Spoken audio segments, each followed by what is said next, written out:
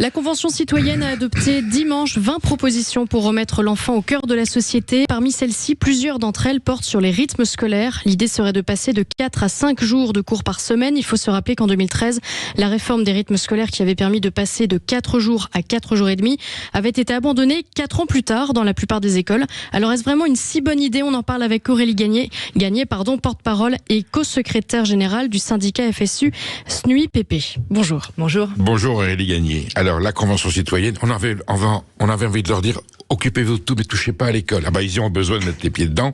Évidemment, c'est une idée à la Convention citoyenne. On a l'impression qu'ils ont que ça à faire, qu'ils ont besoin de meubler leur emploi du temps et leur mission en proposant des projets polémiques. Aurélie Gagné, nous sommes d'accord, on va le dire en 2 mots, c'est une très très mauvaise idée la semaine. Si on prend cette mesure particulièrement, sans tenir compte du reste, oui. Oui, pas en absolu, voilà, mais il faudrait que la configuration de l'école soit différente. C'est ça, exactement. Mais aujourd'hui, en l'état, changer uniquement les rythmes scolaires pour le monde enseignant, ce sera globalement non. Qu'est-ce qui, à votre avis, a suscité dans la Convention citoyenne? Ce sont peut-être des enseignants. Est-ce qu'il y a dans le corps enseignant une petite minorité qui est favorable quand même à cette... Oui. Sur des arguments peut-être respectables, mais qui ne tiennent pas compte de la réalité, c'est ça? Tout à fait. Évidemment, on n'est pas à 100%, le monde enseignant n'est pas à 100% défavorable je dirais au débat 4 jours et demi.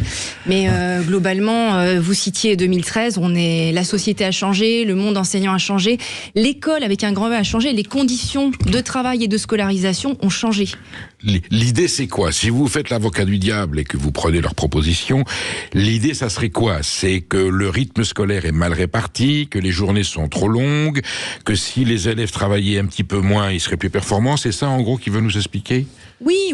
Alors, la Convention citoyenne, elle fait des constats qu'on partage. Des constats, par exemple, sur le fait que les enfants sont fatigués. Jusque-là, ça va très bien. Voilà. Leur emploi du temps est dense. D'ailleurs, ils sont calqués. Leur emploi du temps est calqué sur celui de leurs parents très souvent. Ils vont très tôt dans les locaux scolaires, et puis ils en ressortent assez tard. D'ailleurs, si on changeait les rythmes, c'est un élément déterminant. Si on changeait les rythmes et que les enfants finissaient à 15h ou 15h30, pour autant, ils ne pourraient pas sortir de l'école parce que leurs parents, la plupart du temps, travaillent. Alors moi, j'ai appelé beaucoup d'enseignants, sans savoir s'ils appartenaient à une tendance ou une autre, ou à un syndicat. C'est ceux que je connais parce que dans ma vie professionnelle et familiale, je connais beaucoup d'enseignants à tous les échelons. J'en ai pas trouvé un pour me défendre l'idée. Celui qui a été le plus véhément, il m'a dit on va parler de façon très pratique. Je sais pas ce que vous en pensez, Aurélie Gagné. Il me dit un cours, il y a déjà 10 à 15 minutes de démarrage pour le cours. Même quand il y a 1 heure.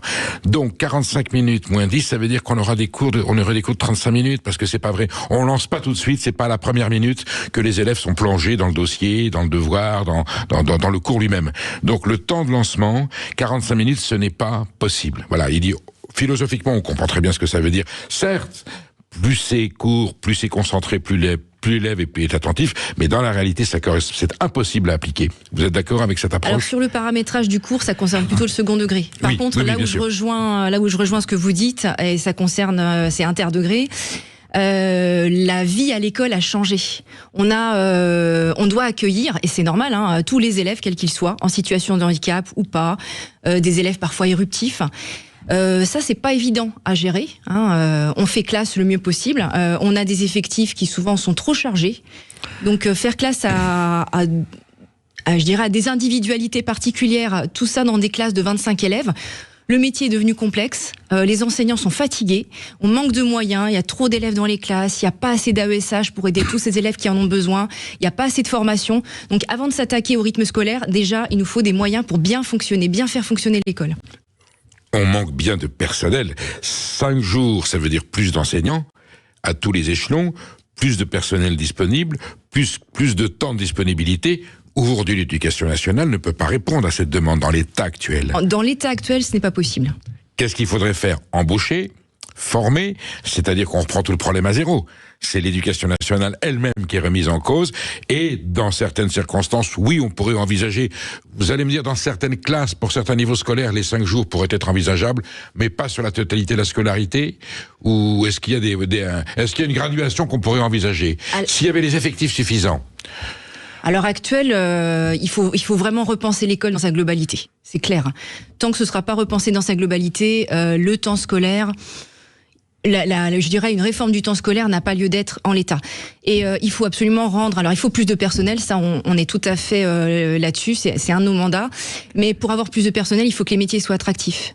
Et là, à l'heure actuelle, c'est pas le cas. Le concours ne fait pas le plein. Là, c'est clair. Il y a des académies qui sont déficitaires régulièrement. Bon, voilà, problème de salaire, problème de conditions de travail. Vraiment, j'insiste, à conditions de travail qui sont liées aux conditions de scolarisation. Si on chiffrait, je pense que vous n'avez pas eu le temps de le faire, mais si on appliquait la semaine des 5 jours telle qu'elle est proposée par la Convention citoyenne, ça supposerait combien d'enseignants, de professeurs, d'instituteurs des écoles en plus? Est-ce qu'on a là aujourd'hui l'effectif, il est de quoi? On n'a pas les chiffres. C'est assez mais ça serait facilement un quart d'effectif en plus. Si et non seulement voulait ça, plus la logistique attenante. Ouais, voilà, oui. Si on voulait vraiment être, je dirais, à l'aise, effectivement, oui, on serait là-dessus. Après, moi, j'ai pas de chiffres précis, mais de toute façon, il faut des personnels. Il faut des personnels. Il faut pas, je dirais, que l'État continue à gérer avec des personnels contractuels, à faire, je dirais, le plein en embauchant des contractuels qui ne sont pas formés, qui ne sont pas très bien traités non plus. Il faut des fonctionnaires qui soient formés, qui soient mieux reconnus aussi par la société, par l'éducation nationale. Il faut que l'école redevienne attractive. Ça, c'est un des combats de votre syndicat. Il n'est pas le seul. Dites-moi deux mots sur donc SUIPP. Quelle est la signification de ce syndicat? C'est le syndicat national unitaire des instituteurs et professeurs des écoles. Il est aujourd'hui en quelle position? Nous sommes le premier syndicat au niveau de l'école publique. Le plus représentatif, voilà, représentatif dans l'école publique. Ouais. Là-dessus, il y a une cohésion totale sur l'approche des 5 jours. Je pense qu'il y a chez vous des gens qui ont dit il faudrait peut-être examiner la possibilité. Il y a toujours un débat parce qu'on met ça en parallèle avec ce que disent les chronobiologistes. Donc évidemment, il y a un débat qu'on mène au sein de notre syndicat, mais globalement, on a des collègues sur le terrain, dans les classes, qui nous disent mais moi, en l'état, je ne peux pas faire classe 5 jours de suite. Je ne peux pas. Je suis fatiguée, je suis épuisée. J'ai besoin du mercredi. Je veux dire, on arrive sur des débats très terre à terre, mais la réalité, c'est quand même ça. C'est je suis épuisée, j'ai besoin de mon mercredi pour couper, pour préparer mes cours, pour préparer tous les projets, pour recommencer le jeudi. Donc, tant qu'on aura des personnels qui se disent épuisés, tant qu'on aura des personnels qui, je dirais, font fonctionner l'école tant bien que mal, on ne pourra pas prendre à bras-le-corps cette question des rythmes. En fait, on supprime la demi-journée du mercredi. On fait un temps plein du lundi matin au vendredi soir. Il n'y a pas de pause, veut dire et donc le prétexte, ça serait oui, mais il y aurait le week-end entier pour. Et encore, je connais des établissements privés qui malgré tout garderaient le samedi matin parce qu'ils se diraient donc c'est pas résolu. Et la vie de famille, aujourd'hui la vie des familles françaises, on dirait que la Convention citoyenne, elle porte le nom de Convention citoyenne. On a envie de leur dire est-ce que vous êtes bien d'accord sur le principe de citoyen? Est-ce que vous êtes renseigné auprès de la population, auprès des gens, auprès du peuple, pour savoir si c'est une mesure qui viendrait qui favoriserait la vie de famille? Non, pas du tout. Alors après, ce qu'il faut reconnaître quand même, c'est que la Convention citoyenne, elle a vraiment étudié, comme la commande le demandait, les temps de l'enfant vraiment dans sa globalité. Oui. Donc d'ailleurs, je crois qu'elle précise qu'à un moment donné, les réformes, elles doivent se faire en globalité et pas prendre spécifiquement 4 jours et demi, 5 jours ou 4 jours. Voilà. Donc dans la globalité, il y a énormément de choses qui sont intéressantes à prendre quand même. Il y a des suggestions sur le fonctionnement de l'école que la Convention citoyenne a formulées, qui peuvent être étudiées ou retenues ou non? Oui, complètement. La Convention nous rejoint le SNUIPP sur la réduction des effectifs par classe, la nécessité de détecter... C'est quoi le bon chiffre? 20, 25? 20. À l'heure actuelle, 20... Allez, 25, grand maximum, mais 20 voilà, c'est mieux. Mais 20 maximum, avec des effectifs plus bas, notamment dans les REP ou REP+. Et là, l'équation informelle, c'est 15-20% d'enseignants supplémentaires, proportionnellement. Alors ça, c'est clair. Et puis nous, on va même plus loin dans nos mandats. C'est qu'il faut vraiment repenser l'école et un enseignant à temps complet sur une classe... Nous, c'est quelque chose, on demande à revenir là-dessus. Il faudrait que les enseignants aient du temps, nous on dit 18 heures devant élèves, et après des heures qui soient hors élèves. pour faire des projets, tous les projets que nous faisons hors temps scolaire, hein, que voilà les rencontres avec les familles qui sont très nombreuses, Bien les sûr. rencontres avec les partenaires. Donc là aussi, pour un temps d'école, un temps élève de 24 heures, évidemment, si on partait sur 18 heures, il faudrait plus de personnel. Bon, pour votre syndicat et peut-être d'autres, la première mesure urgente, essentielle à prendre, quel que soit le gouvernement ou le président de la République, revaloriser ce métier, vous donner des salaires qui soient Exactement. conformes à l'importance qui est la vôtre dans l'éducation nationale, dans l'avenir du pays, même dans, j'allais dire, dans l'essence de la République. C'est Tout à fondamental. fait.